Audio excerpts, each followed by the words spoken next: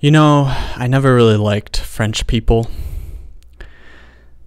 They always seemed highfalutin and snobbish to me.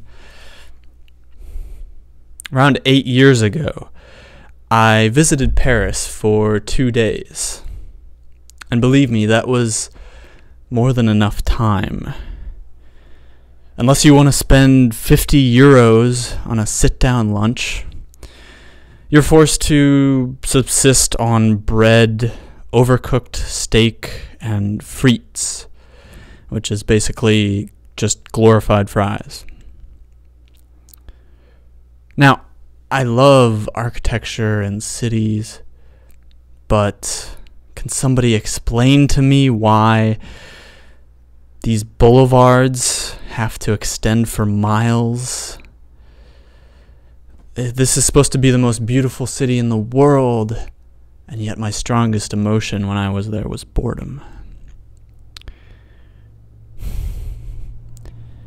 Having said all that, the French people do not deserve the president that they currently have. François Hollande has enough scandals that he would fit right in with the Democrats in America. On the issue of immigration, France has caused Paris to go down a direction in which the boulevards are no longer boring. They're terrifying. If you watch these videos, you see homeless vagabonds laid out, sprawling along these same boulevards, which also, and they too, extend for miles. I don't know if it's too late for France. This once proud people has been reduced to terror attacks and repressed guilt somehow. If the French people cannot choose what is prudent over feeling good about themselves because they're not racist, then it certainly is too late. You see, governments, however libertarian you may be, governments work best when they resemble a family. And that means small and homogeneous.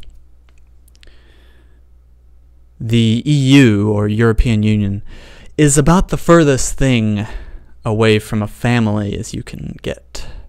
It is a massive, bloated behemoth of a bureaucracy, which is threatening to sink the entire continent of Europe.